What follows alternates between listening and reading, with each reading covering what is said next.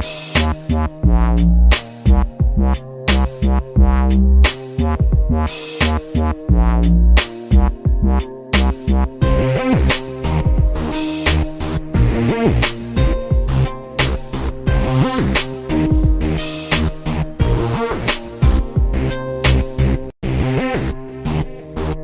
mean Maritime.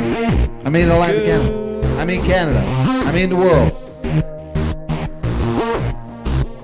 Good morning, people. People.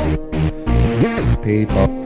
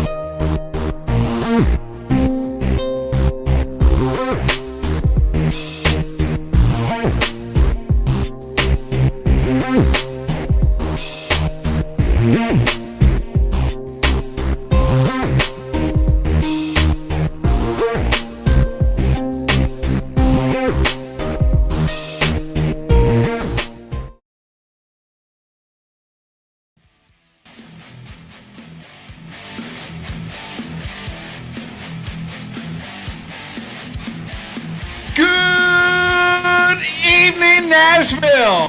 Here for week number 3 for the TCM Weekly, season number 2. I'm Mike James here at Eastbound International Speedway, calling all the way over here to rock in the snow pile. And my good buddy Dylan Langille from somewhere up along the way. Dylan, you got a copy? I got a copy, brother. I think you may have broke your microphone screaming so loud like the old Robin Williams. But yes, we are in Nashville. We're in Tennessee, Music City. Round number 3, the TCM Weekly iRacing Series. We've had 2 different winners so far, and Mike Alexander and Dustyn Mombourquette. We just wrapped up qualifying for tuning in on Tim's Corner Facebook or the Vidane TV Facebook. Rational Richard Drake, fastest man here so far. Dustyn Mombourquette's going to get the outside pole along with Ashton Tucker, Mike Alexander, Ryan Messer, Travis Roma, Riley Duncan, and Scott Alexander. Good qualifying effort from him. So those top 8 have already made the 75-lap main event coming up here. I believe we are going to have 3 heat races and 2 LCQs. Top 3 from the heats are moving on to the feature coming up here shortly. And Mike, before we go diving into the racing here real quick, one guy who I just mentioned in the top 8 was actually named one of the top pro stock prospects by Speed 51 here in Canada. That's Ashton Tucker. He was number 3 on that list, and that's from all across this country. Pretty neat, eh? A Maritimer getting on that list. That's a yabba dabba doo, and very impressive 2020 season. Looking forward to seeing what he has for the real racetrack coming up just a couple of months, Dylan. We're going to be back at the racetrack, myself and you, calling some real racing. Yep. But for tonight, it's going to be a great one here. It's week number 3 here in Nashville, and man, this has been wild. Week number 1 and 2, we've seen some top dogs actually not make it to the big show. We're seeing a huge field of top-notch drivers, and Ashton Tucker, one of them, in week number 1, never made it to the show. So be interesting to see what we have in our heat race qualifiers. Qualifiers are now completed. We are getting set to go for heat race number 1. Yeah, we had Ashton Tucker miss the first feature, which was really insane to see. So, again, we are going to have a 75-lap race coming up here. And we have had 2 previous winners in the series so far, Mike Alexander and Dustyn Mombourquette. And before we go through the starting lineup here, Brett Suggs is your point leader without the drop race. Again, with this series, you can have one race where you can scratch off completely if you sucked or whatever. Brett Suggs is the point leader with Mike Alexander in second, Dustyn Mombourquette in third in points, Danny Chisholm in fourth, and Mike Rhino rounding out the top 5, in the point standings. But again, there is that drop race you can take into account. I just mentioned one of the guys there, Danny Chisholm in the 87. He is on the pole for heat race number 1. Craig Tully on his outside with Justin Robichaux right behind him in third position. Tanton Woolridge, he's a fast son of a gun, looking to have a good race tonight. Mike Rhino, Caden Tufts, Wade Craswell, Mark Williams, Chantel Pottle, Bob Hutchings, a couple of Newfoundlanders there. Todd Cousins in the 2, I don't think has answered the call yet. But either way, we're going to have 10 or 11 cars here for heat race number 1 at Nashville. Stop, yap, yap, yap. We're going green, green, green, green, green. Danny Chisholm gets it going here. And we're already into a huge wreck. Oh, man, that's the 56 of Tanton Woolridge hard into it, but they are going to keep it green here. They had the warning from officials earlier on that they were going to try to get these heat races going and save a bit of time. And we are going to keep this going here, Dylan. Yeah, that was Justin Robichaux in the 93 and Tanton Woolridge. So, oh man, it kind of looked like the old Busch Clash. And whoa, Mark Williams. These cars, the tires are cold. They're not super warm yet. So these cars are completely on the edge of collapse and on the edge of wrecking. You can see Mark has his hands full completely. He is drifting back on the inside. Chantel Pottle on the top side. I don't know if she's just trying to avoid him and like a bad habit and try not to be too close to him. Because if that car wiggles the wrong way, we just saw it with Tanton Woolridge, it could take you out of this race. Yeah, and this is a little foreshadow of what we're going to expect in the LCQs. These guys are getting it going. As the first couple of weeks, we've seen a huge battle in these heat races in LCQs. And like I said earlier, some of the big drivers here in this league have not made it to the big show in a couple of weeks here. One of them in particular, I believe that was Danny Mac. Keith McClellan never made it week number 1. Ashton Tucker. Several others having difficulties here in the heat race because of the raw talent. Bob Hutchings on a run here, came from all the way to the back of the pack. He is now in position number 6, but we are only taking the top 3 here in heat race number 1. And it's going to be Caden Tufts sitting on the outside looking in, but there's a huge gap right now on P4 and P3. Almost a second and a half in the difference. Caden Tufts needs a caution if he wants to try and get in the podium position to move on to the 75-lap feature. But as it sits, it is clean racing with the top 3 breaking away. Danny Chisholm in the top 5 in points. Had a rough go last week racing. Was close to the front, wrecked, got back up, had a decent finish where now he's in the top 5 of the point standings. Craig Tully as well in the number 5 car. Mike Rhino, he's also very high in the point standings, a very solid iRacer. 5 laps to go. And with these drivers not making the direct route to the feature, including Caden Tufts and Wade Craswell right there, they would start at the front of their LCQ, which would give them an advantage. Most likely we're taking the top 4 tonight from these hooligan races, and you want to try and have the best starting position you can, even if you can't make it through the heats. Well, we've seen early in this heat race a little bit of a bump and run there with the 56 hitting the wall. He's on pit road now. He'll have to make it up in the LCQ, but you kind of want to have position in that LCQ. So from position, the fourth position here, Caden Tufts will have a great position in the LCQ as we count down the final 3 laps. It's all Danny Chisholm, Craig Tully, Mike Rhino as they build more on that big gap now between P4. Over 2 seconds now. It looks quite safe unless that caution comes out. Nice to see how these drivers are taking it pretty easy here and driving nice and calm. If you remember that first race we had here at the Nashville Fairgrounds, I think Heat 1 had like 6 cautions. It was insane. So these drivers are figuring out the Nashville Fairgrounds Speedway. High bank little track, legendary in Music City. White flag is out for Danny Chisholm, and unless Craig Tully lays him in hard, well, actually, he gets underneath him a little bit. Tully's going to make it a race to the finish line, but Danny Chisholm's going to hang on and get the win in heat race number 1. Tully finishes second. Mike Rhino finishes third. They're going to move on to the 75-lap feature. Tufts, Craswell, Hutchings, Williams, Robichaux, Pottle, Woolridge, they're going to the hooligan race. Last chance for romance. It's kind of nice to see Tully give him a little run there for the final corner, but did not want to push it too far as he did not want to upset that balance there. But we're getting set for heat race number 2. We're going to take 3 more, and we'll get everything set up here. And I believe that we're going to see Corey Hall on this one. Josh Langille will get the pole here. He'll have Corey Hall to the outside in the 83 in row number 1. Didn't see Corey last week, so nice to see him back here. Ricky Arbo in the number 61, and point leader Brett Suggs in the 33. He starts 4th in this heat race. Row number 3, the 80 machine of Cody Moorcraft. He'll have the 29 of Daniel Vitch to the outside of 3. Cadence Frizzell in the 196 car, and John Byron in the 157. Aaron Hepp from the South Shore, and Todd Tufts at the back in the number 72. So again, top 3 are advancing here. Want to thank you all for tuning in here to another race for the TCM iRACING series, also on Vidane TV. Got to give a shout out to our buddy Paul Strickland, who's in the replay booth and pushing all the buttons and changing all the cameras. And I'm sure we'll talk to him once or twice tonight if the caution does come out. Again, it's the 3rd race of the series. And if you would like to advertise with Tim's Corner Motorsports or Vidane TV, you can get in touch with Tim or Paul, and we'll make sure to promote your product here on iRacing. You can see some of the sponsors. You know, I'm surprised, Mike. I don't know if you're aware.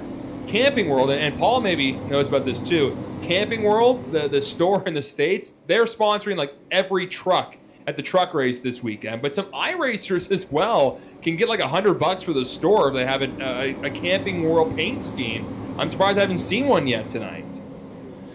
Yeah, well, iRacing is now growing in popularity, especially under this pandemic, and we've seen since March, almost 1 year now to this to next week. So we've seen a huge surge in the iRacing server. So expect to see more to come in 2021 here as we get set to go here. Lights are out. It's going to be Josh Langille to get things going. Corey Hall to the outside. Hall does a great job timing it on Langille. They'll go door to door banging, coming down the front stretch into turn number 1 and 2. Hall pushing to the outside, looking for that position 1.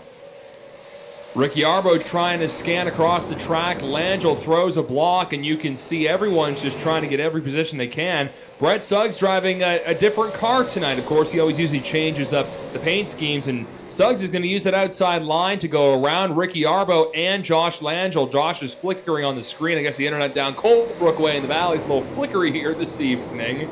But we're almost 3 wide. You can see Arbo sticking his nose. Knows better not to get his nose in that kind of danger early on in heat race number 2. The incident points will carry over, I believe. If you wreck a bunch in the heat races, that can affect you in the main show, because if you reach a certain number, that's when you go to the sin bin, and you have to watch the rest on Vidane TV. Well, we're clicking these out pretty fast, and Ricky Arbo does not want to be in that LCQ as he applies more pressure to the 18 going to the high side as Langille drops to the top. And it's a bit of a battle right now, but Langille really needs to get on the hammer here and build a bit of a separation between Ricky Arbo, but he's coming on strong as Brett Suggs kind of tags off and heads out to chase down the 83 of Corey Hall. I'm finding that Brett, he usually doesn't make the field on qualifying time, or he'll just be on the cusp of it. So he's showing that he's keeping that point lead steady, and there are points allocated with the heat racing and qualifying, so it all adds up at the end of this season. Brett Suggs, the point leader, coming in here. The lone American fighting off a bunch of Canucks here on the iRacing circuit, Nashville Fairgrounds. Well, that's the great thing about these TCM events. You know, we've got top-notch drivers splashed all over the place. Quebec, Ontario, quite a bit through the Maritimes, Newfoundland and Labrador. And then generally we do see a couple here. But in this season, Brett Suggs is the lone USA American. And boy, is he putting on a show here in season number 2. Had a great run in Oxford.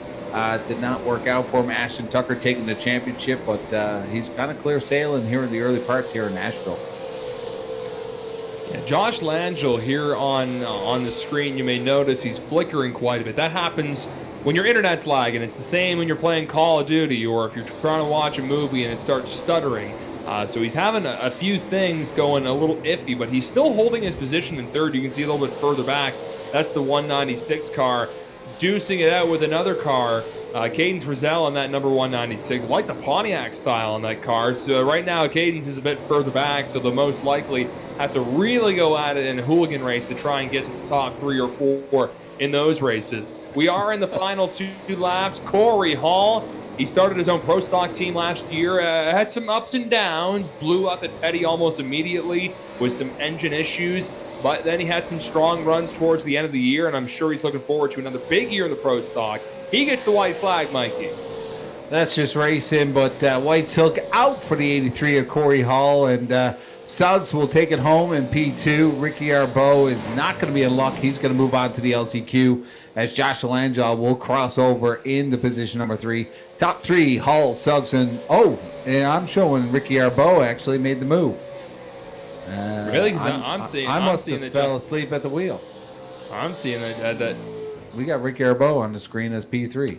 Okay, maybe Langille apologized for that. You know what? Maybe his internet finally conked out, because we did see that he was flickering quite bad on the screen. Mike, you got ahead of yourself, bud. Dude. I'm flicking them off here, right? We're getting set for heat race number 3 already. Time is delaying here in Nashville. We get the great program here with the TCM events. Big props to our production team, Tim Terry, and I believe there's a couple more peppered in there in the booth with him. I believe that's Drake's in there. Page Drake, man. Yep. Hip-hop Drake's in there. Yeah, we're going to get set.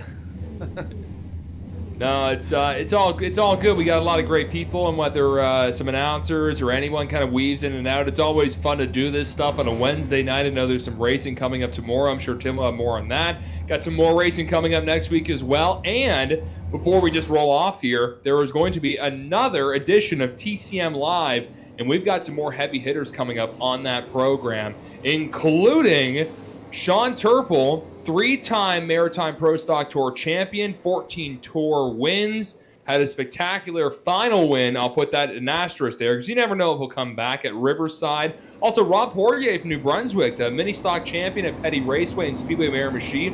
He's going to be hopping on too. So that's episode 4 of Tim's Corner Live, and that is next Monday, March 8th, 8 p.m. right here on Tim's Corner Motorsports on Facebook or Bedane TV. Make sure to check it out. And as always on that show, Mike, too, you can comment and get live reaction. It's a live interactive show, so if you want to ask Sean or Rob a question, they'll answer it. We'll have some fun. Last show, I called Tim Terry a Sasquatch, so... he kind of does. He needs to shave and get a haircut, I think. Let's intro these guys as they get going. Lights are out on that page truck. It's going to be Chris Roma on the pole here in the 83. Comrade Murphy, 89. 41, Jason Goss. Daddy Mac, Keith McClellan in P4. Campbell Delaney, not showing up yet. Derek Gates, Taylor Layton, Craig Kenny, Tony Wright, Jake Scrivens, and we're going green. Take it away, Tim. I was just waiting for the green to come out. They're all slowly going around turn 3 and 4. They're kind of really pacing themselves. But Conrad Murphy's already fallen back to 3rd. And now there's a giant swarm for that final transfer spot. Mr. Perfect. Well, we gave that title to Dustyn Mombourquette, but he doesn't watch wrestling, apparently. He didn't know who Mr. Perfect was. The former Mr. Perfect was Keith McClellan. And now he is trying to get... Oh, he gets a little love tap from the 024 of Gate. That's a little bit of a crush can as we're trying to get all 3rd. Oh my goodness, what a shove. Oh, Conrad Murphy's out of here. He's in the next state. It's Kentucky next to Tennessee. He's probably there. Wow. Dead. Taylor Layton completely shoved him down to the bottom of the track. Sometimes you gotta have a little retaliation. You gotta have a retaliation sometimes, but my word. We got to do a compilation with all these big air here in Nashville. But that's going to bring in Paul Showtime Strickland. I got a new T-shirt for you, Paul. It's called The Deuce. The Deuce. I like it. I'm not sure what it's about, but we'll send it. Send it off to the Dylan's word. There you can see the 89 down low, and I'm going to have to change his camera angle up just a little bit because you can see he comes up, gets into the side of that number 27 machine. The 27 says, I didn't really appreciate that too much. Gives him a little bit of a slap, and 2, 3, 4, 5. A couple of different axes, lands upside down, and doesn't stick the landing, so automatically loses 5 points on the landing, but definitely a 10 out of 10 for style points. Tough break, and as always, when we get big air here in Nashville, got to take a look at the in-car view, and we'll back this up, and we're going to do it in a little slow motion here. You can see the initial contact, gets on down low, 27 says, Leighton gives him a little bit of a slap here, and boop, there it is. He kind of shoots him right on down to the inside wall. There it is. Big contact, comes back. Oh, my gosh. T-bone by the 90 right here, and there boom. Ground sky, ground sky, ground sky, tree, ground sky, ground, and ground. Big hit for the Conrad Murphy. Good thing we're in a simulator, boys. Yeah, and that was a really big hip check by Taylor Leighton. I'm not sure if I'm watching hockey or racing here. That was a move. That's all I can say. I wonder if he'll be sent to the back for that, because I don't know if that would be intentional or not, because he did get a little loose, but man, oh man, he completely wiped out the 89. Dylan, we're getting lots of t-shirt ideas. Paul just quoted, whoop, there it is. You used deucing it out. I think we got a new series of t-shirts coming Where's next my week. sticky notes? Where's my sticky notes? Deucing it out, and whoop, there it is. Write that down. I'm telling you, man, we're gonna make so much money selling these shirts this year. Speaking of making money, boys, we do have to make mention that was actually the very first TCM replay by our new sponsor, Kong Beer Bong. They actually sponsored a Camping World Series Trucks of 20 last year. So that was a Kong Beer Bong instant replay. Very cool to have those guys on board as an affiliate sponsor here at Medane TV, as well as Two Drunk Esports. Picked mine up a couple days ago, came in the mail. We tried her out a little bit before the Tim's Corner live show on Monday. And you woke up naked. And well, that wouldn't be the first time, and sure enough won't be the last. But you'll be seeing a lot over on Twitch. John Adams picked one up. John Cadell, Steel Horse Racing, or Steel Horse Live, as it were, picked one up. And we're going to be doing a little bit of beer drinking competition on Twitch. So keep I thought you said you were going to have your naked ass on Twitch. That's not good. That's a different website. That's his OnlyFans. Sorry. We're gonna go green. Romo's gonna get it going. Yeah, he's really laying back on these restarts and the start of this race as well. Kind of getting that slingshot ready, kind of like a pinball machine, laying back and trying to get that big rush out there. So the 27 did go to the back after completely trashing the 89 car of Conrad Murphy. So your top three are Chris Roma, Jason Goss, and Keith McClellan with Derek Gaines. Oh, brother, crooked. Hang on to it. That is like a bucking bull. He had no control of that car coming out of turn 4. T-shirt number 3 tonight, Bucking Bull. Write that down. Single file now, Mike, as we have the 83 still in front. 3 laps to go, the top 3.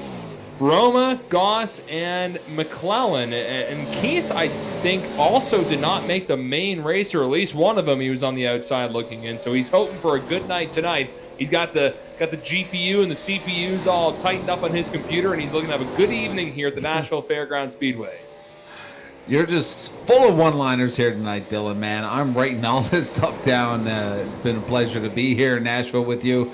Second season, side-by-side together, calling the top-notch iRacers in Canada, United States here. And it's going to be a wild one here for the main event. But we are getting set here. White silks out for Chris Roman, the 83 on final lap. Does Gates have anything for the Bud Light machine of Keith McClellan?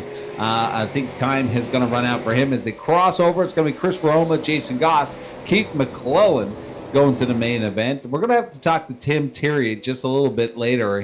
I know he's close to the booth here. But in Oxford, the competitors were allowed to drop one race. Are we going to do that in Nashville? We'll find out from Tim. We will find out from Knock Tim. on his door. But I believe with these LCQs, we are going to be taking the top 4. I believe. Top 4. 2 LCQs. At least 3, but maybe 4. Depends on the driver count. That's if you're wondering why sometimes we're confused saying, well, we're not sure how many people, but we got the man here to tell us. How many people are coming from this race, Tim? 4? Yes, we do. 25 lap consies, 2 of them. We are taking 4 from each to round off the field. Just as a heads up, during heat race number 2, I believe it was, Josh Langille was black flagged due to a connection issue. That's why he was out from the top 3 positions. He will start 9th in this first consi. Enjoy, boys. Hey, I got a question for you. Do competitors get to drop one race this season, like Oxford? Yeah, indeed they do. The only race they cannot drop is the season finale. So they can drop one race up until the season finale. Well, that is big news for Ashton Tucker, Keith McClellan, several of the top drivers that have at least once not made it to the show yet. The caliber here of drivers is just unbelievable as we enter season 2, week 3. But we're getting set to go here. Dylan, Caden Tufts will roll them off. You talked about positioning in that heat race. He's going to get the pole here. Derek Gates had a good run there in that last heat race. He's going to be to the outside in the 24. Daniel Vitch and Bob Hutchings in row number 2. Again, Newfoundland heavy in that row. Taylor Layton, Caden Frizzell, Justin Robichaux, Jake Scribbins, Josh Langille, even though he had his internet problems, he's in this race. Tam Woolridge, and the guy who left the track unwillingly, Conrad Murphy in the 89, will be starting 11th. Conrad is going to have his hands full to try and catch up, and I'm hoping that he won't have to really throw his weight around to try and get through, because here's the thing. He's in this race with the 27, the same car that took him out a couple minutes ago. Yeah, some big drivers to the rear of the field. Tam Woolridge got kind of tangled up in heat race number 1, so he's going to be vying, trying to come up through the back of the pack here, and this should be interesting. 25 laps going to be on the board. A little bit extra time here compared to the heat races, but we are going to be taking 4. We're going to be looking at that position number 5, so keep an eye on the back as they try to come up. And it looks like Caden Tufts means business here tonight as he scrubbed off those tires on the warm-up laps. And he fires away, and he gets a bit of gappage right now on Derek Gates. But look at that. Bob Hutchings on the high side, making a move here now, moving close to the P3. He'll take that position. But Daniel Vitch got a handful back there with Frizzell. Yeah, he just shoved Daniel all the way like a bully in the schoolyard. And now he's drifted all the way back. He is Daniel Vitch. Man, Caden's just completely drove through. Oh, we got problems. Jake Scribbins, Conrad Murphy again, Tam Woolridge again. They're not throwing out the yellow flag yet, though, but Scribbins is facing the wrong way. He's going to get it turned around. We already heard the word. The bird is the word, and also that we don't want to have too many cautions here. We want to try and get to the main event here quickly. So there's Scribbins with Caden Tufts going around, Derek Gates, Bob Hutchings, and Caden Frizzell. Man, if I'm Bob, I'm going to try and get away from that 196 car real quick. A freight train trying to come up through, but this one's an interesting, still plenty of time, 21 laps to go here. Caden Tufts has control of this in the front. Building a bit of a gap now, 0.6 of a second off Derek Gates. Bob Hutchings, 1.2 seconds, but very close quarters right now. Caden Frizzell within 0.2 of a second on the 77 machine of Bob Hutchings for that position, but these guys got to play it safe. We are taking 4 into the main event. It's the 5th position, but I believe the 4th spot there, Caden Frizzell, does not want anything to do with that target on the back of his back. Yeah, so right now the 196 car is all good, but he's playing a little bit of chicken and cat and mouse with that Canadian Tire car, Bob Hutchings. Take her easy. You're already in the 4th position. That Twitch machine, the Pontiac, seems to be stabling out a little bit. But there's a car coming up real quick, and that is Taylor Layton catching up to the 77 and the 196. So you were on the offensive to try and get to that position. Now you may have to play a little defense too. Hutchings has had a lot of experience going all the way back to the dirt races here in Newfoundland and Labrador. Part of the Thunder Valley Speedway team on the initial build out there, and spends a lot of time in the server here and becoming a bit of a veteran in the virtual world, but he is no young cat. He's got a lot of experience behind him, so keep an eye on that Canadian Tire machine as he defends against Caden Frizzell. Frizzell trying to get to the back bumper, and he's half car to the top side. Now he drops to the bottom, almost a crossover here, but loses a lot of momentum there as he's kind of all over the track right now. Yeah, Cadence does not have that car manhandled right now. Young driver, got to see them race at Valley Raceway one time, the son of sportsman driver Alex Johnson. You can see now that the 27 was closing in, but on that long shot from turn 3, they also kissed the wall a little bit, which slowed them up.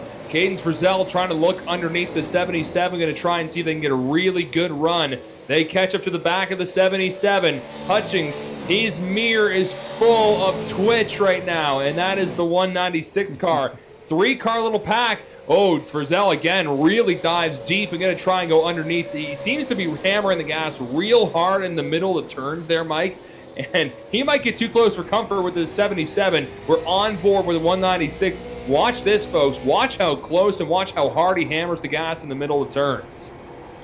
Yeah, that midpoint there, he's a little bit better on the exits here, but I believe Bob Hutchins might be saving a bit, but Caden Frizzell using up a lot of that machine for that position right now, and that could be not beneficial for the long run here, as we're still got a halfway to go here, 12 to go here, as Caden Frizzell really trying to get off that P4 position with that huge target on his back. Taylor Layton in the 27 coming in hot now within striking distance. Layton wants to see the 77 and the 196 connect and exchange paint here because he'll pick up 2 spots if that gets a little tangly. The leader is Caden Tufts. Derek Gates in second. Bob Hutchings is in third, but if one wrong move happens, he could be 5th or further back. That's the leader. We want to keep our eye on that big battle, though, because things are going to be heating up. As you can see, Derek Gates passes by, so first and second. And oh, no, we missed it. Bob Hutchings is now in 5th. He clips the wall. 196 is in 3rd now, but how long will they hold on? Yeah, this is a bit of a shakeup, but this is not over yet with 9 to go here. I believe going to be some contact here, as this is a hooligan race. Last chance. If not, you're going to be in the grandstand. Hey boys, Bob Hutchings is reporting that that car is running out of fuel. What the heck? Oh boy. Okay. So there was no. That is strange that it's running out of gas in a last chance qualifier. But I guess he didn't put enough Canadian Tire money at the gas pump to try and fill it up. But wow, that's a first, Mike. I've never seen a car run out in a last chance qualifier on lap 17. That's a wah wah wah. Yeah, that sucks. That really blows for him. He was having a great race in 3rd there, so that alleviates the pressure from the 196 and the 27 car. So now they got some smooth sailing, because after the 27. The next closest car in 5th is Justin Robichaux, and he's nowhere near the 27 with 5 to go. Yeah, about 1.8 seconds of a gap between the 93 and the 27 for that exchange, that position. With 5 to go here, it's all Caden Tufts, Derek Gates, Cadence Frizzell, Taylor Linton. We got 2 groups here for our top 4 as they separate. Lots of clear sailing, but really unfortunate for Bob Hutchins. Really putting on a good show here tonight, and unfortunately, he's going to be done for the night. He'll be watching from the grandstand, but look forward to seeing him back in the saddle in week number 4.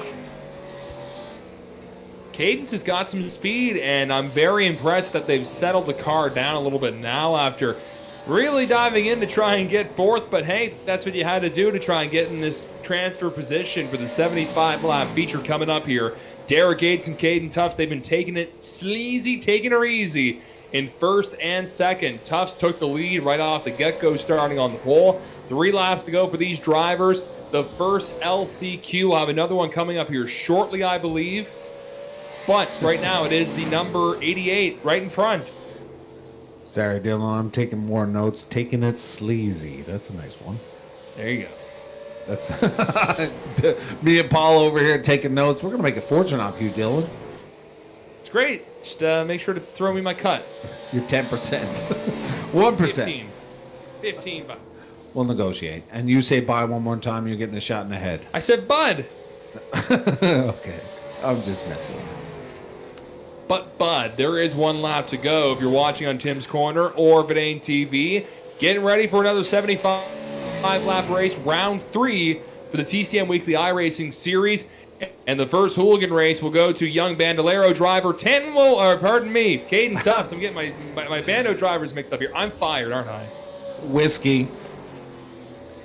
I'm on the water tonight, brother. Your top four, ladies and gentlemen, the 88 Caden Tufts had a wicked run here. Near perfect, led the whole 25 laps.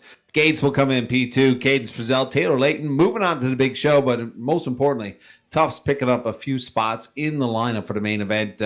LCQ is going to be starting to the rear of the field once we get to the main event. But we are getting set for our final 25-lap hooligan, last chance for romance, LCQ, whatever you want to call it, Dylan. We'll call it sleazy. But we're going to get it going here before we get to that main event for week number 3 here in Nashville. I'm Mike James and Dylan Langille in here making a call here. And what a night here on Wednesday night. Excited to make a run here. And we're going to get going for that last LCQ. And Cody Morecraft will get the call for the pole here. Wade Kras will be to the outside with the 67. Craig Kenny starting third in the number 90. The 157 belongs to John Byron. They will be starting fourth. And row number 3, the 42 of Mark Williams. He'll have Tony Wright to the outside in the 09.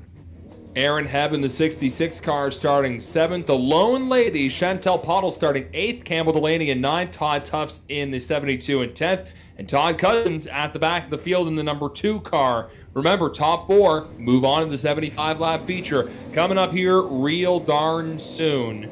Want to thank each and every one of you for spending your Wednesday evening here. We are back next Wednesday. Slight little change of plans, though. Originally, it was going to be the double-header night. That has been moved to St. Paddy's Day on March 17th. So, Mike, we'll have to get some double Guinnesses on the go for that one. But it's just going to be a regular... You're not going to be here? I'm on strike. What do you mean? Who does iRacing on Paddy's Day? You can't go to the bar. They're all closed. Says who? We'll make our own bar. Small Okay. bar out in the backyard. We'll have a virtual bar here. Yeah, well, hopefully this goes away as the pandemic hopefully looks very promising these days with lots of news about the vaccine. So pretty pumped about, the 2-month countdown to Victoria Day weekend when we can go back to the real racetrack and get things going in May 2-4 weekend. But we're getting set here. Lights are out on that pace truck. Cody Morecraft will get the hammer here to get things going. Craswell will be to the outside. Craig Kenny, Johnny Byron in row number 2, like we said earlier. But this is your last LCQ. 25 laps on the board. Last of the hooligans. I got a feeling it's going to be interesting. Great Black Eyed Peas song. I got a feeling, but I got a feeling things might get a little crazy here. It's almost like the number 5 die in the middle. Oh, Willie, something wrong on the 42. It's almost like the brakes locked up on that number 42. He is drifted back. He was in the top 4. Oh, we got another car going right down towards the bottom. Didn't see who that was. It looks like maybe it was a black car. May have been the 66 Heb. Wow, what could have been real bad there, folks. I'm gonna and it's bad enough there's a wreck. I'm gonna call this the orangutan race. Orangutan. Orangutan, but that's gonna bring in our good friend Paul Showtime Strickland Jr. and a little bit of beer pong.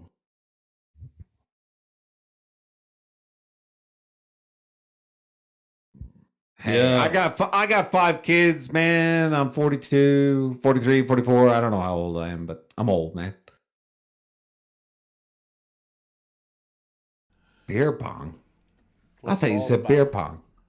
Beer bong, a little bit different. Check it out on my stream. But we're gonna take a look at the Kong beer bong instant replay. The 72 Caden or Todd Tufts rather having a rough go of it here this evening. And take a look. He was already off the pace. It looked like just a little bit here in the number 72 machine. And you can see he kind of got the apron a little bit as he came back up onto the track. Arced into the corner a little bit weird, and it looks like he loses the back end of the race car coming out of the corners. There it is.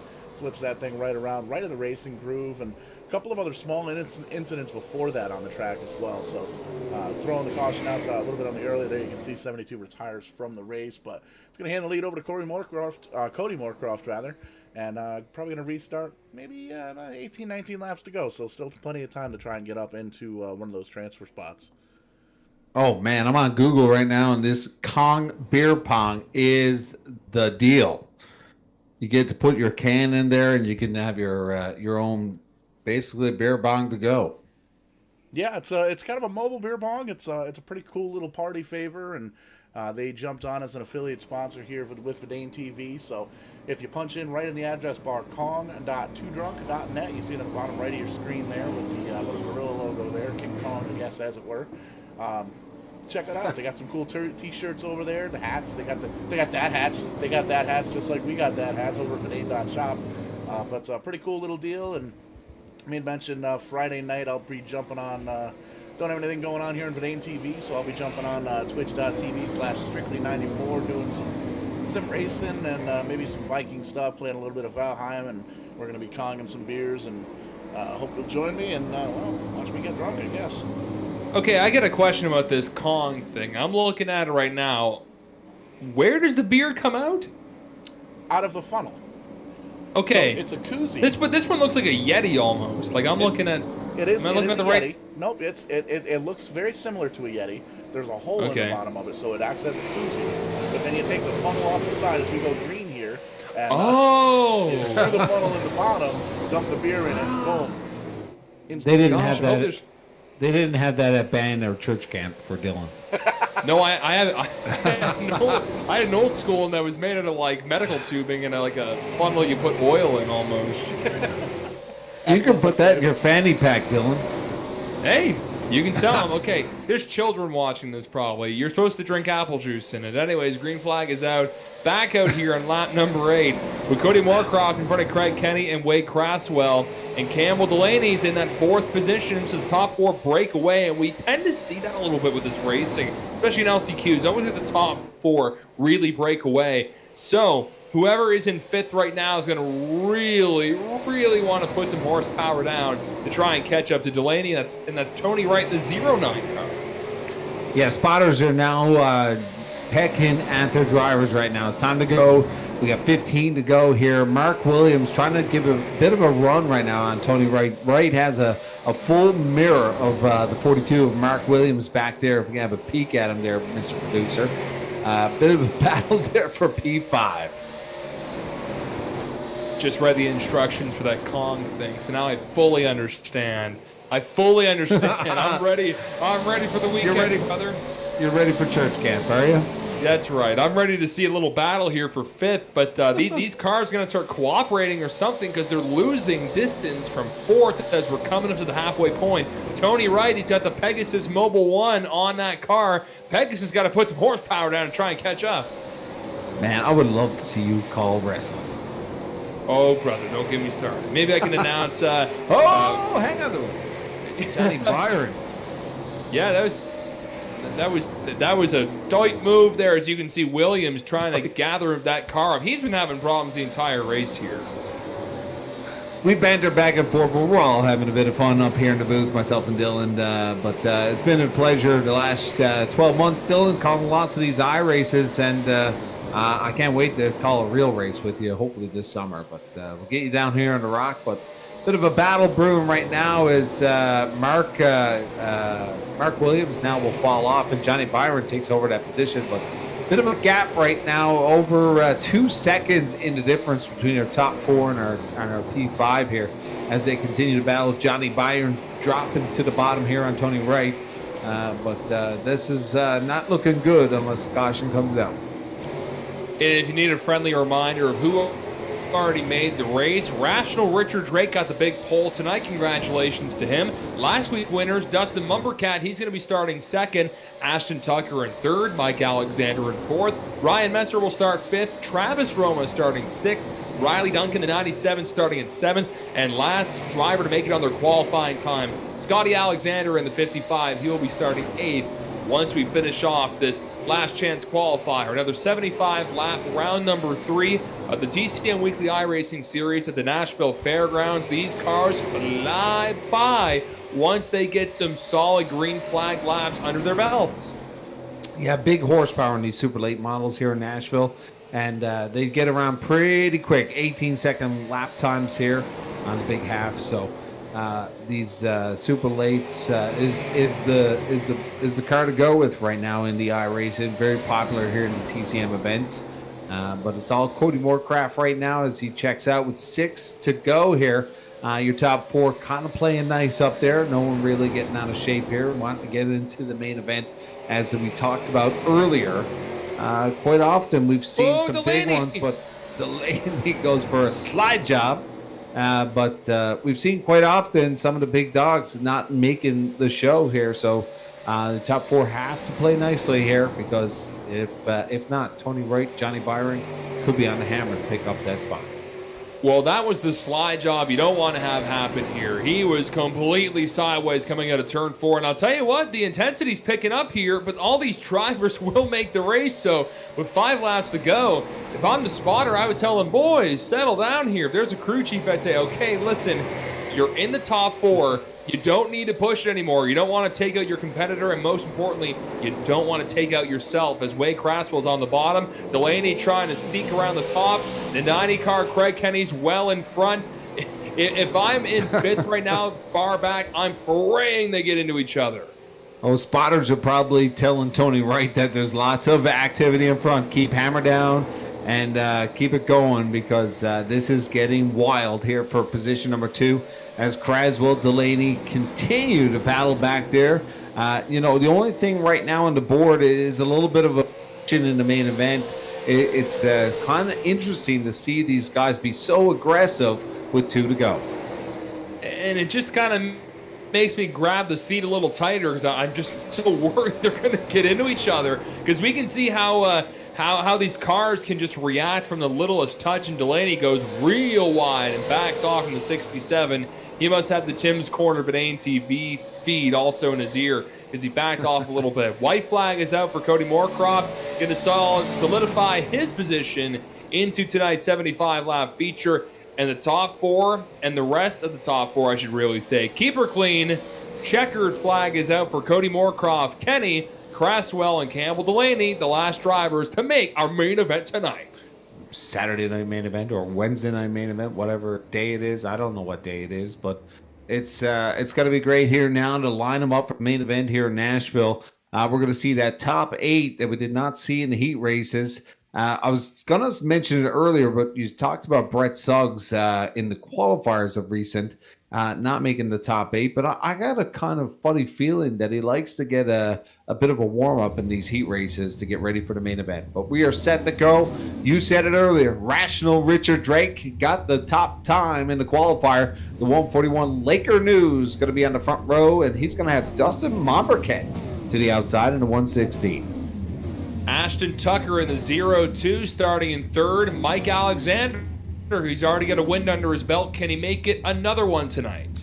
Row number 3, the 1 of Ryan Messer. He'll have the 38 of Travis Roma, the Yellow Machine, RBR to the outside. 97 car Riley Duncan starting 7th, and Scott Alexander qualified on time tonight. Let's see if we can catch up to another Alexander here real soon. Completing your top 10, Danny Chisholm will partner up with his partner in crime, Corey Hall.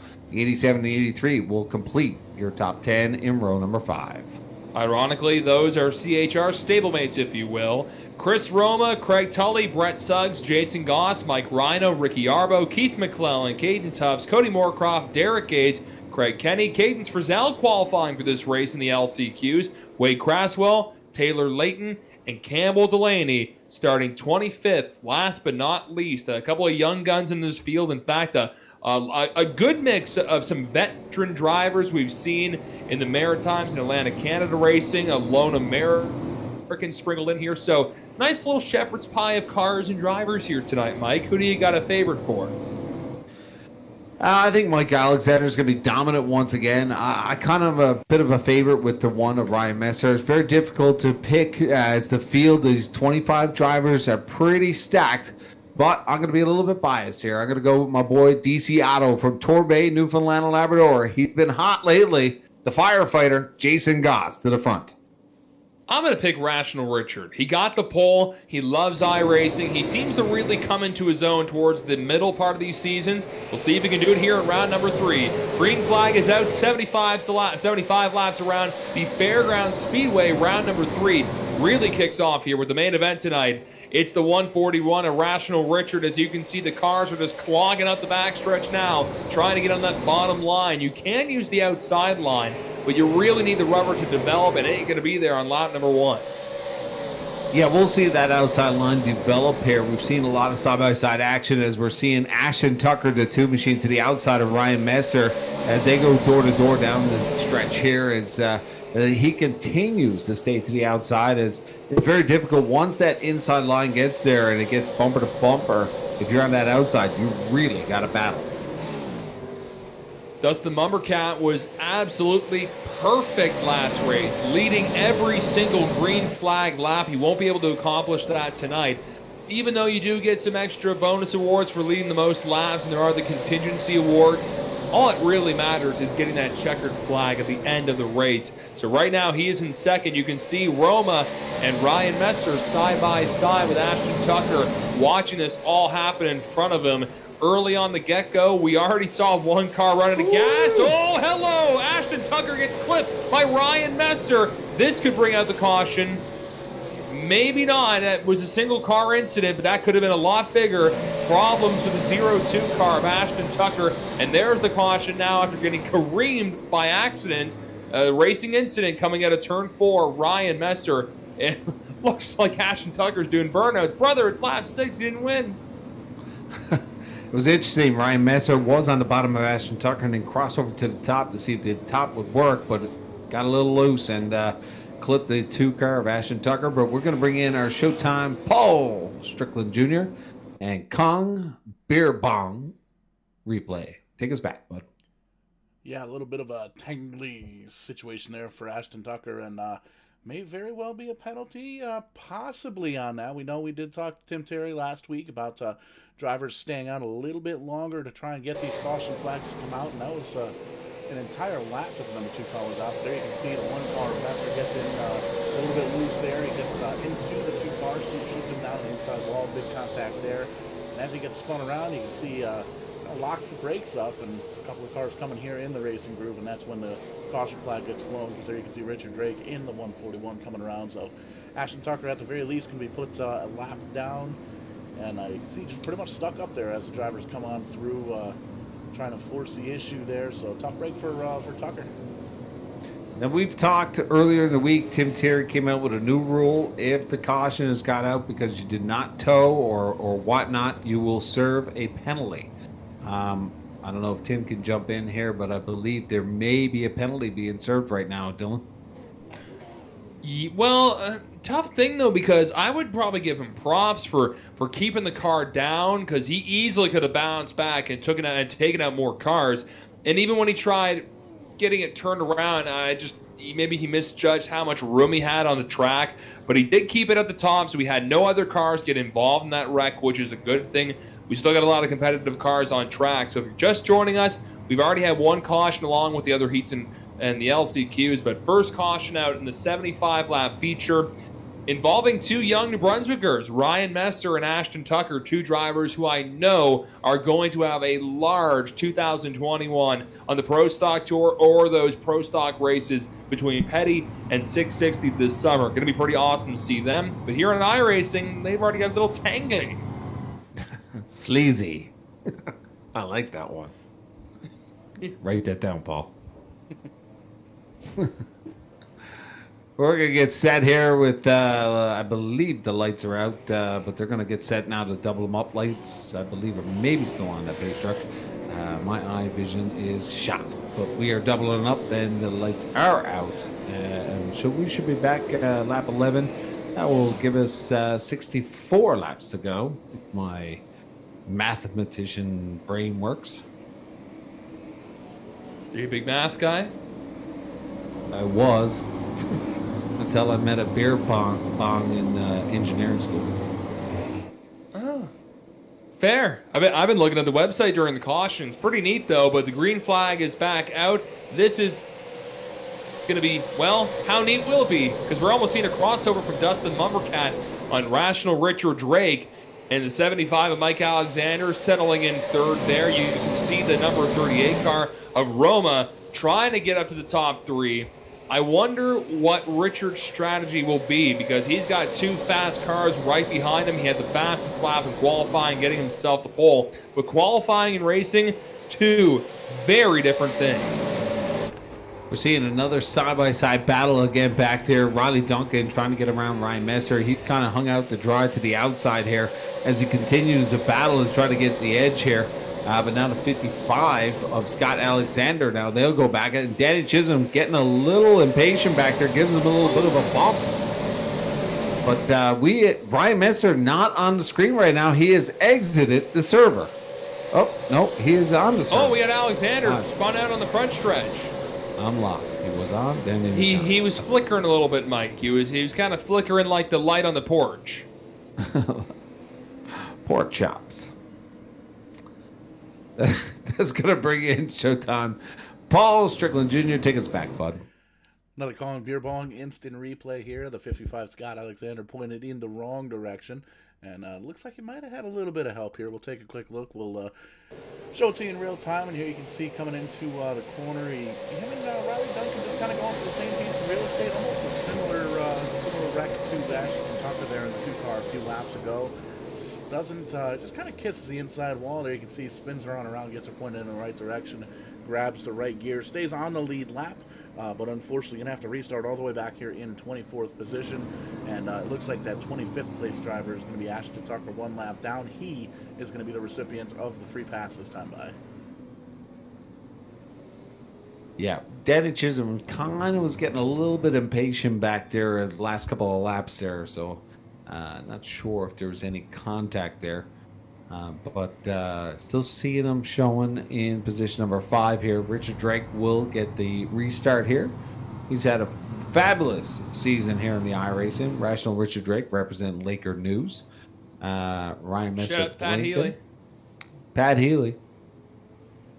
See, I don't see Ryan Messer. Gone again. Well, he's been having those internet problems, you see, so... Guess the internet there in Harvey ain't working too well. Well, he's gone all the way back to the tail. He is showing outside the server, so hopefully he can get back in. There he is again. He's the Magic Man. Magic Man. Now you see me? Now you don't. I gotta watch that movie after this now. I was thinking about remaking Days of Thunder here in Newfoundland and Labrador. I was going to call it Bays of Thunder. Bays of Thunder? Oh, yeah. Yes, yeah. Yeah, there'll be a lot of Lord Thunder and Jesus going on. But who's going to do the soundtrack? Is it going to be Great Big Sea? Shanniganuk. What about Sim and I? Oh, no, man. They're dinosaurs. Classic. What about the Buys of Thunder? The Buys of Thunder. That's a good one. Mm. Oh, so he can say buys, but you get mad at me when I say it. Because he actually said it, and actually Paul is actually 1/10 Newfoundlander, if you didn't know. Yeah, I got like a third cousin up there. Third cousin. Well, who's counting? That's like 13%. My best friend. We're cousins, man. Which means we got a 33 1/3% chance. Well, it's a good thing we're not having babies. Listen up, the numbers don't lie, and it's lap 19 of 75 here at Nashville. So this race has been run mostly under caution, and they've been for single car incidents. So we haven't had a bunch of pileups yet. Rational Richard Drake is still your leader, and this is going to be a really important restart because Mombourquette, I think, was a little better than the 141, but he just couldn't get his nose right underneath. So this is going to be a big turn one, boys. Hang in, strap in, let's get ready. Very difficult to the outside judging, not like the real race car, but Rational Richard Drake fires right away and gets it going here. But look at this, Mombourquette almost looked to the crossover to the bottom here, but decide to hang on now as he tests the outside. He decides to drop in as he sees the 75, Mike Alexander, kind of coming up on a run. Wanted to stop that in its tracks. Travis Roma, your P4, but look out. Danny Chisholm back there, and Corey Hall going door to door, and Hall taking over that position in front of the 87. They're like the outsiders. Instead of Hall and Nash, it's Hall and Chisholm. And in front, you can see the 141's got his hands full. The Ontario driver of Dustyn Mombourquette all over the back. He's been real darn good. As you can see, Most of the cars are single file here, but the CHR stable, they have came from the 5th row, and they're creeping up to the front, working together. We didn't see Corey Hall last week. We did see Danny Chisholm. You are allowed that drop race. If you miss one, no biggie. It's all good. And they are slowly parading to the front. Tully and Arbo were going at it back there as they continue to battle for that 9th position as they go side by side. You got Chris Roma, Ricky Arbo, Craig Tully, and Mike Rhino. Rhino on the 11th position to the outside, but that's going to draw into caution once again. That is the 55 of Scott Alexander, but we're going to see that instant replay from Kong Beer Bongs from our friend Paul Showtime Strickland Jr. Take us back, bud. Yeah, a little bit of a mess here for the 55. Scott Alexander getting involved in another little bit of a wreck here, and we're going to take a look, focus in on that black and blue 55 car, a little bit black and blue after this incident here. You can see it actually starts up in front of him here. 27 gets in with Campbell Rainey there on the 9, and drivers just trying to kind of get around each other. Unfortunately, nowhere to go. Racetrack gets clogged up. There you can see Ashton Tucker gets a piece of it, Rainey gets a piece of it, as does the 27 and Craswell there in the 67 as well. It's a good looking paint scheme on the 55 though for Scott Alexander. It looks like Xander's sign specialty there. A lot of chrome on the side and a lot of crinkled up nose parts there. Yeah, Mike Alexander knows how to get it done here. A lot of paint schemes throughout, not just here in TCM, but all over the place. Does quite a bit of work. If you're looking for a paint scheme, check out Mike Alexander, the 75 machine, with a bit of a throwback here tonight. But we are 1/3 of the way, Dylan. This is clicking off pretty quick here. A couple of cautions we've seen so far. Scott Alexander being involved with 2 of them. Now repairing quite a bit of damage on pit road, as he's been down twice now.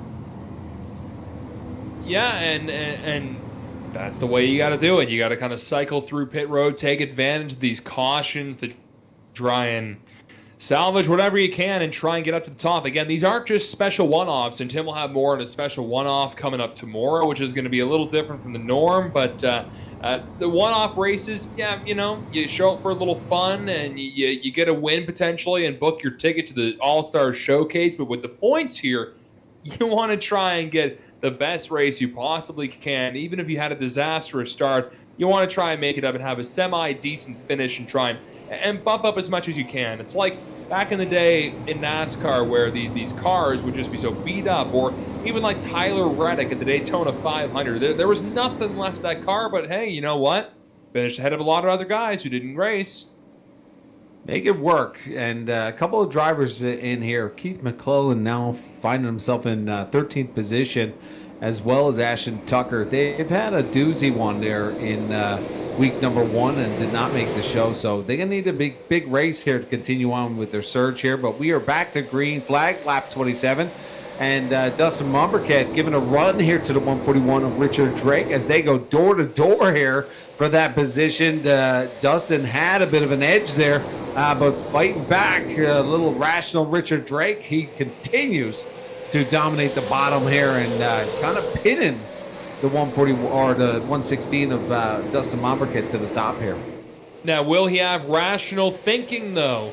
Clean driver, but he's got pressure from the right and the rear. And those are 2 really good drivers, the 2 winners. Oh, Mike Alexander! Holy moly, he was sideways. What a save by Magic Mike Alexander. He almost became a fly on the wall, splattered across the front stretch. He has fallen deep in the field, and that alleviates some pressure from rational Richard Drake. You don't see that a whole lot with Mike Alexander.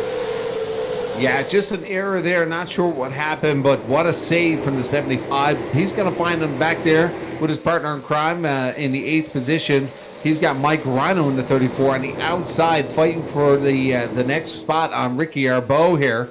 But if they can tandem together here, may be a big surge here from Rhino and Mike Alexander. But Mike Alexander is not going to wait for his partner in crime. He's going to fight back against Brett Suggs, the 33. Kind of almost had the bottom here, but Suggs fighting back and maintaining. But look at this, the 83 of Chris Roma is getting wild here. No, top 2 going to be points. the big one. Top 2 in points. Man, there goes Jason Goss. Top 2 in points. wreck on the front stretch. Caution out at Nashville Fairgrounds. Oh, brother, this is really going to mix things up. Paul? Not what you want to see from the top two guys in the championship points. And, man, you could see these guys were wrecking for about an entire lap. Both the 33 and the 75, a little bit loose in the back end of the race car, and we're actually gonna back this up just a little bit further than the incident, and just take a replay at it, or take a look at the replay, because you can see Suggs gets the wall just a little bit. Mike Alexander shoots all the way down to the bottom of the racetrack, comes back up, and almost pushes the air off the 33, and there you can see gets right in the back bumper, scrapes him a little bit, scrapes the wall. The 33 of Suggs does. Doesn't really have a good corner entry. He backs up a little bit so he doesn't get into the 83, and the 75 didn't back up enough and just gets right into the back of the 33, sends him on around there. You see Mike Rhino involved, Tufts in the 88 involved. There's Messer getting a piece of it. There you see Croswell in the 61 getting by, the 27 almost getting in the back bumper of Suggs, but man, the right side of that 33 machine is toast. You're probably going to see him down on pit road. Yep, there he is on pit road now, trying to get some of the kinks and dents worked out of that race car. And we'll see what he can do, but he's going to have to restart in the 23rd position. He and Mike Alexander, top two in points, back in the bottom three positions on this racetrack. That's a game changer as we get close to the halfway mark here, Dylan, as 35 notched off. A couple more here, and we will be at cross flags. But a couple of drivers we're seeing come down pit road. Mike Rhino's going to check in as well. Not sure how much damage he picked up there. He was in the 10th position, right behind all that activity. Scott Alexander, the 55, checking in. Caden Tufts was down as well. So not a lot of people checking in with pit road right now. Just 3 drivers have checked in. And a few of these cars are going to be checking into the virtual body shop to fix up their panels for next week. And again, it's just going to be a single 75 lap race. There's a little birdie, Mikey, telling me that we may go dirt racing next Tuesday. Yeah, new big update coming next week. I believe I've been told that the dirt at Bristol will be in the next simulator update. And Tuesday night, another little bird, eastbound and down. We're going to have a little TCM doubleheader. Eastbound will kick things off Tuesday night at Martinsville. And I believe there's going to be a back-to-back night, and we're going to be partnering up with TCM. And big shout-out to DC Auto for presenting the big run here at Martinsville. But we're getting set here now as Rational Richard Drake is going to fire right away, and that pit truck is going to get out of the way. But look at that great restart from the 141 Rational Richard. But Dustyn Mombourquette looking good here tonight in the 160. Tell you what, Corey Hall's a man on the mission. Goes on the outside of Travis Roma, trying to get around the number 38 car. Can he clear him on the front stretch? Nearly, but we have our eye on the battle for the lead. Rational Richard Drake has led every lap so far, keeping his pole position with Dustyn Mombourquette all over him. But green flag racing comes to a halt for another caution here at Nashville. Cautions breed cautions, which means we have no other choice but to talk to Paul. No, now he doesn't want to talk to us. Just pushing all the buttons trying to find the incident on the track here. And it looks like we actually got a couple of drivers coming down pit road. We're going to pull up the Kong Beer Bong instant replay. It looks like the 80 involved in this one. Another black and blue race car, no pun intended. Cody Moorcroft led earlier tonight. You can see lots of damage in the front end of the car. And you can see in the replay. It's a little bit, well, that's a big slap there from the 9 car. You can see 9 has some troubles there. Oh, big hit from Craswell in the 67. Going to have to keep an eye on that car. That may very well have some terminal damage. That's a big hit like that in these super late models may very well pop the motor after that. But a couple more hard hits here for the 80 car in the Cody Moorcroft camp. I'm in the mood for a T-bone. I can go for a T-bone. Lots of activity on pit road. Mike Alexander, Mike Rhino, Caden Tufts, Campbell, Delaney. 4 cars on pit road, but look at the damage that we've seen throughout this. This one is probably the most cautions I've seen in this series here at TCM. So tonight, a little bit gritty here for the 75 lap as we've clicked off 41. And we'll see these guys trying to get out in front of the pace trucks. They'll make it just in time. Mike Rhino, the 34, making to the rear of the field here. To get things going, Rational Richard Drake trying to be Mr. Perfect. Can he take it all the way, Dylan? Maybe we see our third Mr. Perfect of 2020-2021. I think the late Kurt Hennig would be proud of how many Mr. Perfects there are tonight. Potentially. 141, he's the guy right now leading 41 laps in that number 141 car. And we'll double him up here shortly. So probably about 30-ish laps to go when we refire here. Thank you all again for tuning in tonight. Wednesday night, you're getting out of the cold, or if you're in Newfoundland, I guess you're getting out of the snow. Did you guys get a big snowstorm this week or something? 8 feet of snow, brother. Whoa! Well, anyways, if you got a sled, you're not here watching because everybody is out in the backcountry right now and enjoying this time of year. And it's typical March here in Newfoundland. We had a no snow in December, January, and then it just poured it on for the last couple months. But we are getting set here. Can Rational Richard Drake take it to the top with a Mr. Perfect night? But Dustyn Mombourquette been wild here as well. He's had some big runs here in 2021. So we'll see as Rational Richard Drake shows his cards once again as fires without hesitation. I believe Dustyn Mombourquette's been taking some notes. And he's keeping consistent pace with him. And now Corey Hall is broken away from the 38, and here comes his teammate Danny Chisholm. But here come the Romas. The Romas ganging up on the 87 car. Chris Roma has joined the posse of the other Roma, Travis, in front. And now it's a Roma and Chisholm sandwich for those positions. 30 laps to go. Danny Chisholm in between the 38 and the 83 car. In front, we still have Rational Richard Drake leading this race, but for how much longer? Mombourquette is turning the wick on the back of the number 141 with the 83 making it a three-way dance up in front. Tons of battles on the go here, but like you said, the Roma sandwich, whether or not the 87 is the wild bologna or the wild turkey here, we'll see as the 87 tries to get it going here, but I would not want to be between those two Romas as they continue to battle out. But look at this, the 116 of Dustyn Mombourquette really applying lots of pressure now. Gets almost to the rear quarter and hang on here, folks. The 116 wants that position from the 141. Rational Richard Drake with a battle of his life right now as he tries to hang on. He's got Corey Hall and Mombourquette coming up hot. Yeah, hang on something, folks, here. We're diving in turn 3. Will he lay a little bit of the bumper to the 141? He's on the bottom. Can he make turn 1? Can he make the move?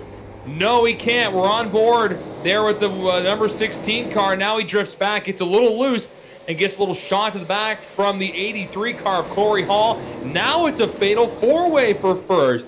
Travis Roma has caught up to the back of Corey Hall.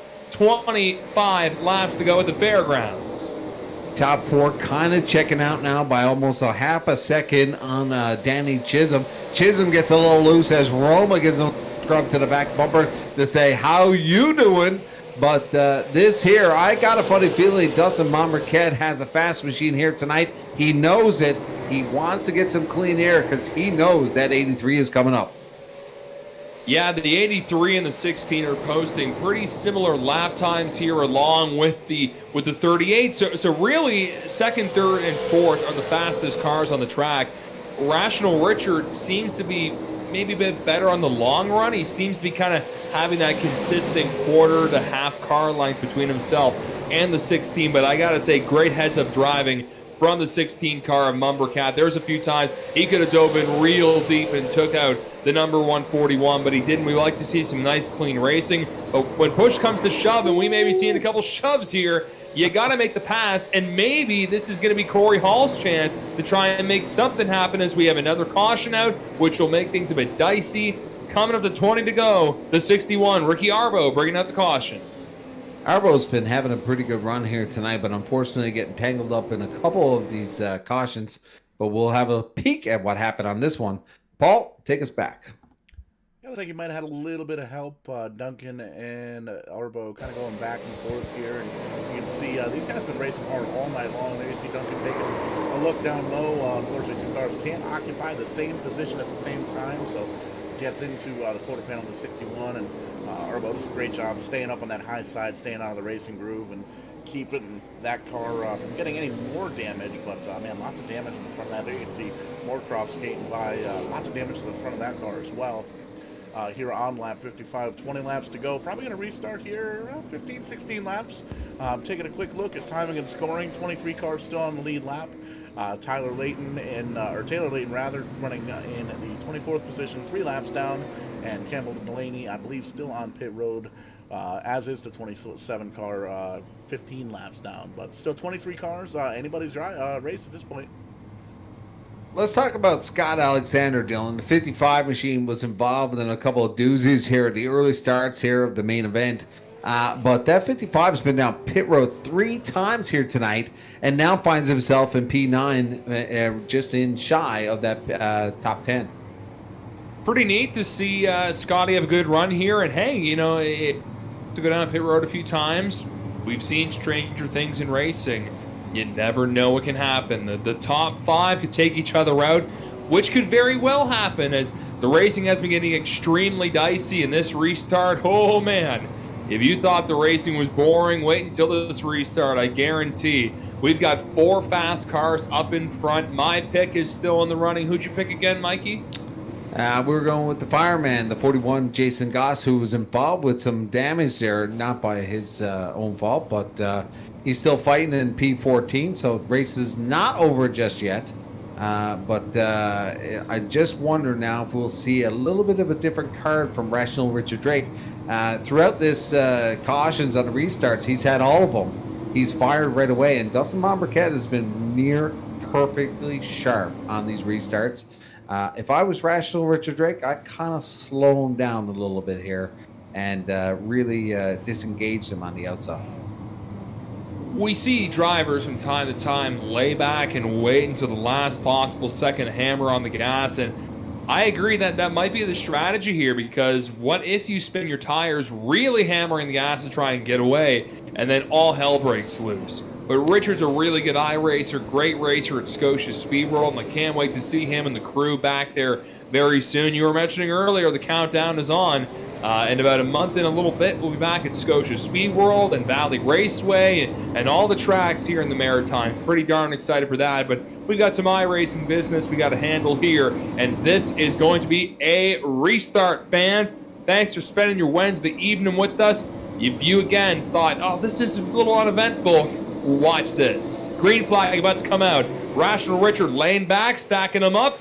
And that is exactly what he did, Mikey. But will it work? He had to make the number 16 hesitate a little bit. That made the 83 have to wait. But how well is it going to work with the 16?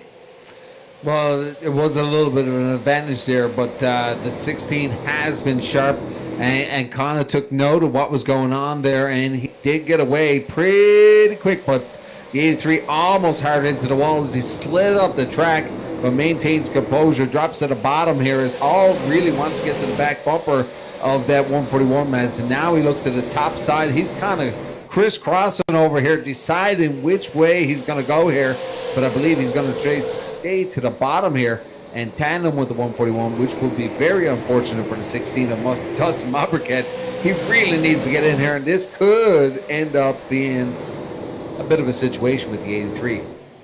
Oh, little bit of a contact in the quarter panels. Mombourquette was in front of Corey Hall. Now Corey side by side with the 16, and that's exactly what Rational Richard wants to see with 13 laps to go. He wants to see second and third side by side. That'll give him a chance to break away here and kind of cool down the fan and cool down the burner, if you will. Oh, Corey Hall gets turned by Mombourquette, and now they're all stacking up. Roma, Tully, Messer barely avoids it. We are stacking up going into turn number 1. Well, that's what we were talking about. Yeah, Paul, bring us back, bud. We already know what happened, but tell us anyways. show it again. Yeah, we'll watch it again. We can do that here on Vanane TV, and we got a couple of caution laps to get it done here. We're actually going to take a peek at the blimp view here, because there was a whole heck of a lot that was going on this little bit of a wreck ski, as it were, and you can see side by side for second place is where it kind of started, and you can see the 16, the 83 kind of make a little bit of contact there, kind of hard to tell. They were both seem to be going straight. You can see one of the Roman machines tries to back up, gets run over from the back. Oh, big hit there for the 30. He squished that Bud Light can in a big way. Rewind one more again. Yeah, it looked like Mombourquette almost drifted up a little bit. It's hard to tell. I'll take. You see Mombourquette there in the 16. Oh, Hall was coming up. Sorry. Oh yeah, it almost looks like they both moved close to each other. It's kind of hard to tell. But well, there's only one line. Yeah, that's very true. But calamity ensued after. You can only fit one car in the line. Sometimes we try and fit as many as we can, but unfortunately, it's only one. So, physics is real, even in the simulation. I was gonna quote something from The Big Bang Theory, but my brain is just not working here tonight. Some Newton law. You're in my spot. So now, boys, Travis Roma starting on the outside. Danny Chisholm going to be behind the 141. This is going to be I keep kind of hyping up these restarts here. That one was crazy, but this one, we've got some drivers who've been hanging back a bit further, or a driver like Ryan Messer who had some hard luck a little earlier. The only consistent thing has been that 141 up front leading 66 laps here. Well, Mr. Perfect here tonight for the Laker News. I know Pat Healy is probably busting at the seams in the watching the sim here tonight. With only 9 to go here, Dylan, can he take it all the way? He's still got some heavy hitters coming. But look at that. Ryan Messer finds himself in the outside of number 2. Brett Suggs with all that damage in position number 5. Fortunate for Richard Drake, quite a few of these cars have damage here tonight. But that's what I was saying earlier, Mike. A driver like Brett Suggs, who was in a wreck with Mike Alexander earlier, he could have turned off the sim and said, screw it, I'm done for tonight. No. He stays on track, and he's on track to maybe get a top 5, which is going to help him keep his point lead. Mike Alexander, well, he's a bit further back, so that's going to really hit him on the point total. So again, it's very important to try and build that up and not give up. Great race so far from the 33, even after all the damage he has sustained so far. Well, Rational Richard Drake will have an outside partner of Travis Roma for the first time tonight. Dustyn Mombourquette has been there the whole race. So I don't know if Travis Roma's been taking notes, but Rational Richard kind of got to shake things up here. The last one, he kind of held off a little bit. I got a funny feeling he's going to fire right away and change the whole field up here as we'll take a peek here. He kind of snails him around here. He's going to hold him, and now he fires. Chisholm kind of had to check up there, wanted to fire, and now he's going to have contact with the 83 of Travis, or the 38 of Travis Roma, as they door slam each other for that position number 2. And this is going to be a wild final couple of laps. Rational Richard Drake gets what he was looking for. A little bit of real estate now on our position number 2, Travis Roma. But look at this. Daddy Mac, Keith McClellan on the outside. He's fighting for that position number 8 with Ashton Tucker for the 88. He's trying either way, but that beer can of a car is pretty crushed up. We are coming up to 4 laps to go. Round number 3 at Nashville Fairgrounds for the TCM iRACING Series. 5 laps to go on the board. Will the 141 of Richard Drake be able to hold off the 38 of Travis Roma? The 2 other best cars, they're not really in contention. Sans for the 83 of Corey Hall, who is trying to get back up to the top 5, but he's got a couple of cars in front of him. Master going to try to make a move right now in the 33 to the bottom here. Suggs fights back and really trying to, look at that. The 83 Corey Hall's coming back as well as they door slam with the 1 and the 83, but that's going to upset the balance and allow the 33 of Suggs to kind of pick up a bit of real estate now as he tries to join the 87 of Chisholm, but time is running out for these guys as Rational Richard Drake looking for a Mr. Perfect night here, as we will see the caution come out here with 3 to go. No. No idea what happened. This is going to be the doozy. Looks like the 55 once again, and the only reason I say that is because it looks like he was taken out of the server. He may very well have hit an incident cap. Cannot confirm or deny that, but we'll take a quick peek. We're going to see the replay here on the 55. Scott Alexander made mention, rough night so far. Takes it right behind Messer, tries to shoot down low, and gets up, moves up just a little bit, gets Messer out of the way, and there you can see shoots on up the wall and disappears halfway to the wall. And a couple of drivers trying to avoid the calamity. Didn't quite do so, so it looks like the 55 may have very well hit that incident cap. That gives us a setup here for a green-white checkered up front. Richard Drake going to have the restart of the evening here tonight if he's going to try and hold on for the win here. Well, all of them have the same amount of lap time on the tires. Every single one of them now with 72 laps in the top 5 here. Just checking in. The last one down on pit road with the cleanest tires right now with 46 laps on the tires is Ashton Tucker, who now finds himself in P6. He'll be on the outside of row number 3. So keep an eye on Ashton Tucker as he's been down pit road twice. He had that initial damage in that first caution in the early bouts of this main event. So Tucker may have something for us here, Dylan. I'm keeping my eye on Brett Suggs. He's been one fast guy. The car is a little worse for wear. He is the point leader coming into tonight's racing, but man, you can just see how clean that 141 car looks. Hardly a scratch on the Laker News Kinetic Auto 141. You could take her to the car wash and go to a show and shine with that thing, I think. I like Mr. Perfect Nights, and it's always great to see Rational Richard dominate a race here. I know when he picked up his first win of the season, how excited in his voice and how serious he takes this here. It'll be interesting to see if he can take it home here. But a lot of stout drivers. Chris Roman now finds himself in P5. He's been battling all throughout this race and kind of fell to the rear and made his way all the way back up to the top 5. So Keith McClellan's back there in 9th position. Mike Alexander in 8th. So still plenty of not plenty of time to go here as we get set for green, white, checkered. Lights still on as they double them up here as the pace truck comes around. We'll see him go around one more time, I'm sure, and then we'll get back to action. So do you think the 141 can pull it off, my pick tonight, Mike? You know what? He's been changing up the delivery of the restarts here.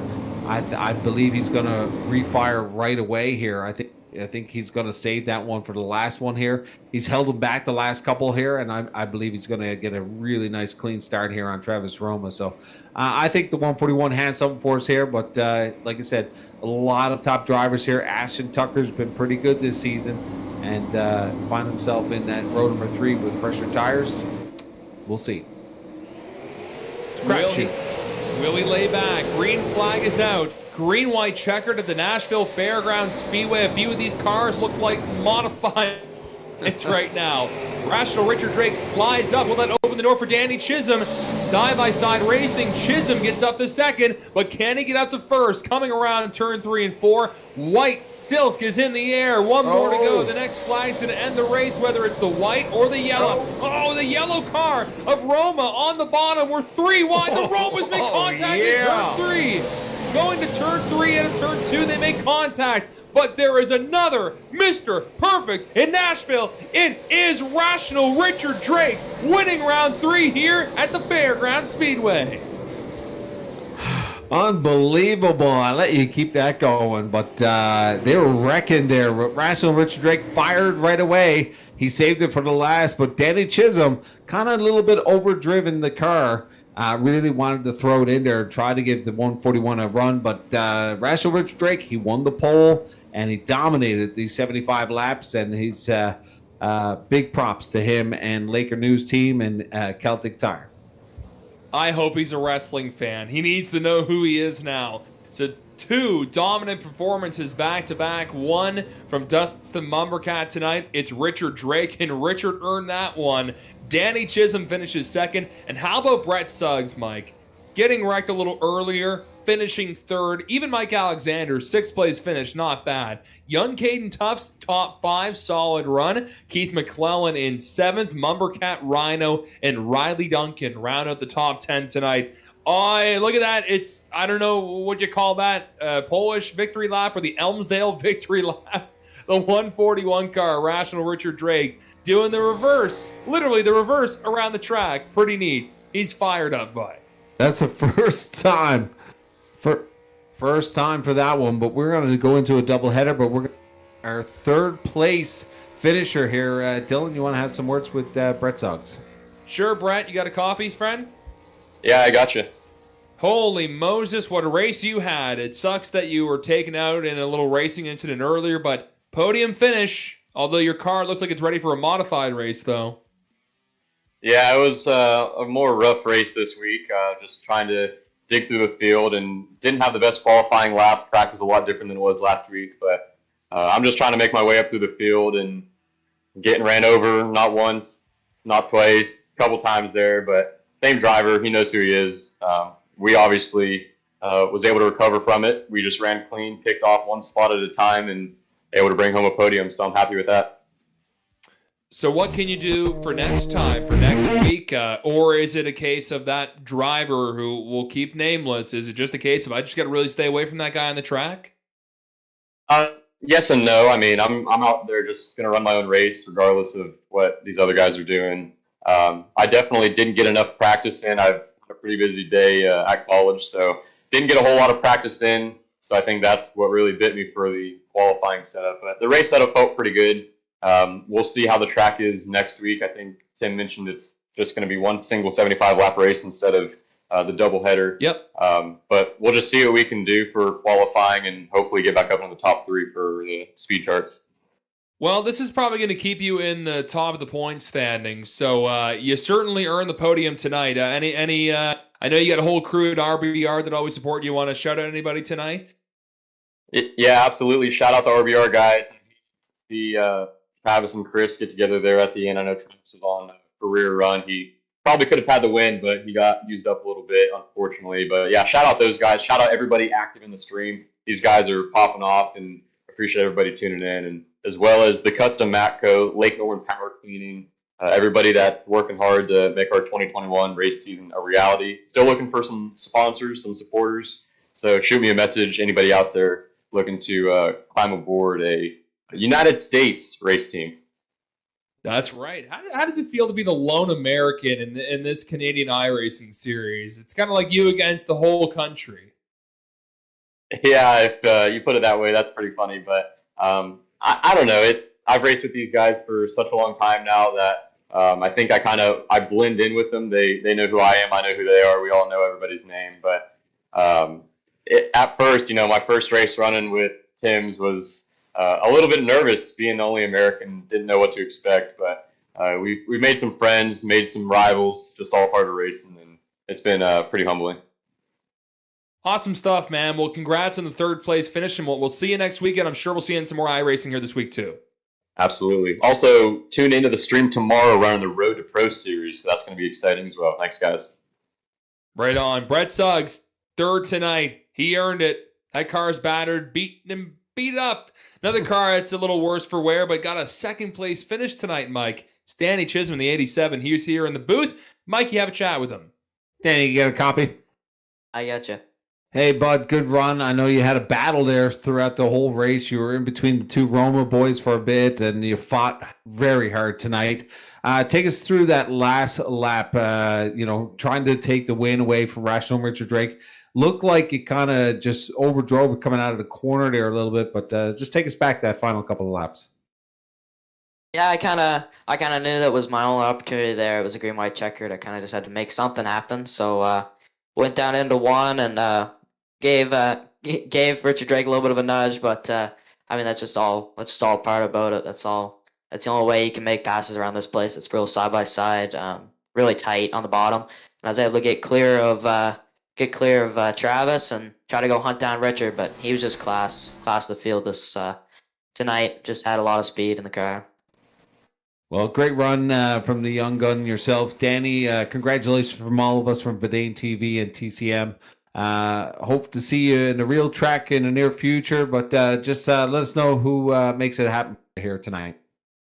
Yeah, I first just want to thank, of course, my mom, my dad for everything you do for me, get me to the racetrack every week, and help me out at the racetrack and at home and everything. And then I want to, of course, thank everyone at CHR, Corey and Scott Hall, who make this car go on the racetrack, make it go fast. Corey built a great setup for tonight, and really, he was, I think, if one of the fastest, if not the fastest. Had a little bit of trouble in qualifying and stuff, but I feel like he definitely would win the class act there if he didn't get caught up in the wreck with Dustyn. But yeah, I also want to thank everyone over at King Racing. I want to thank everyone at McLean Motorsports. Scott McLean, he's helping put together a new legend car for me. So we're really excited, ready to go for 2021. Great to see you guys jump up from the bandos into the legends, but we'll see you soon. And congratulations, Danny. We'll look forward to seeing you again.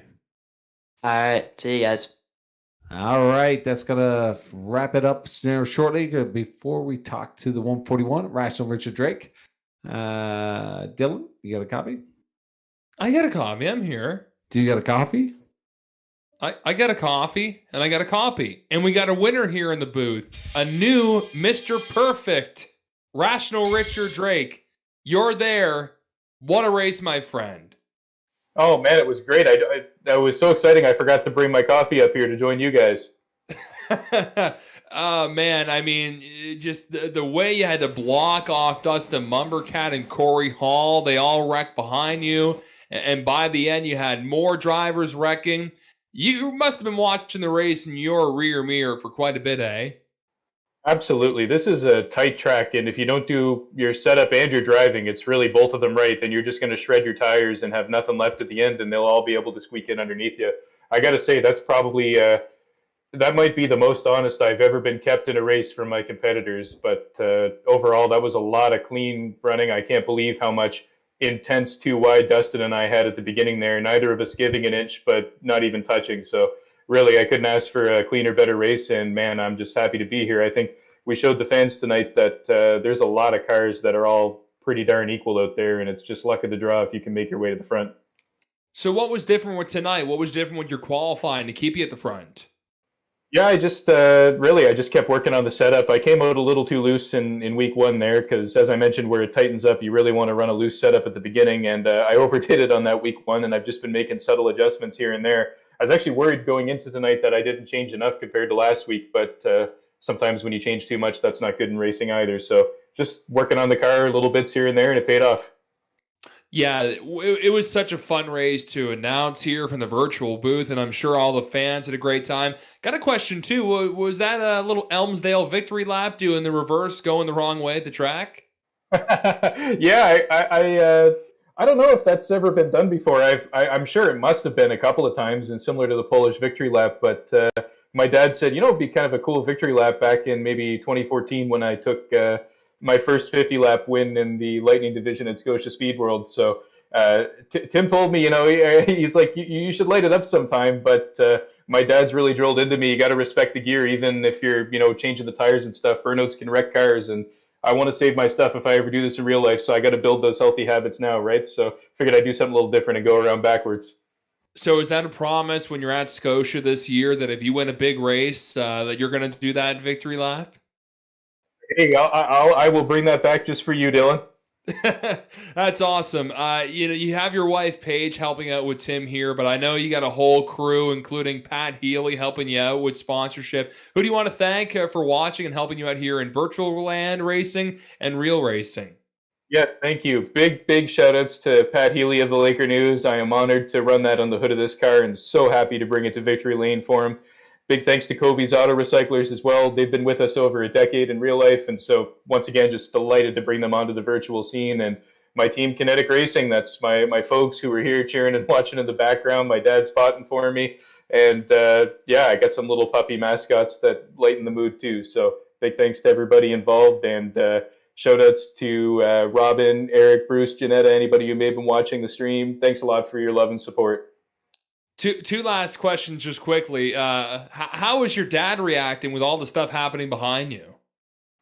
He's surprisingly calm, but I think he's dying 1,000 deaths every time, especially on those restarts. I think he was more upset than I was to see that yellow come out at the very end there. Oh my gosh. And last question, were you or are you a wrestling fan? Do you know who Mr. Perfect is? I'm afraid I am not a wrestling fan and do not know who Mr. Perfect is, but it sounds like I should be honored to be associated with him. That's two people in a row, Mike, that don't know who he is, but have taken that title. But Richard, what a race, and we'll see you next week here, and maybe some of the one-offs we got coming up here. A lot of fun watching you. Congratulations. Thank you so much, and thanks a lot, Paul, Dylan, Mike, Tim, everybody who puts this show on, Vidane TV. You guys are awesome, and I love watching your stuff. So thanks a lot for bringing some fun out to the fans.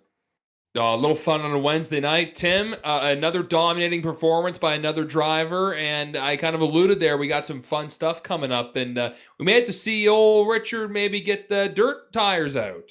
Yeah, we're still finalizing stuff for next Tuesday, but if you saw what happened with the NASCAR announcement, we may be going that way next Tuesday. But we have the TCM Circuit Breaker tomorrow. Quick little 1-hour show before the NEPS Shift Marketing Design Grand National Series. So join us at 8 Atlantic for that 1-hour deal, and then we'll go with the NEPS series afterwards at Irwindale. And if you want to watch some more racing, Paul has already hopped the jet there at Dover for the Fatheads Cup Series. You can switch over to Vidane TV and take a look at that. And then obviously next week is the single feature. We'll have the double on March 17th for the TCM Weekly iRacing Series. We got all kinds of stuff. TCM Live coming up. I don't know if you guys mentioned it. I'm sure you did. We did. So, Sean Turple, Rob Poirier, and actually Nick Dowsett is going to join us as well on that show. So it's going to be packed Monday. But all that information, Tim's Corner. We'll see you tomorrow night for the Circuit Breaker. Thank you guys for joining us. Congratulations, Richard. That was a fun race. A couple of more cautions than we wanted to, but hopefully we got it out of the way for the Fatheads boys, because if you're watching on Vidane TV, they're coming up next.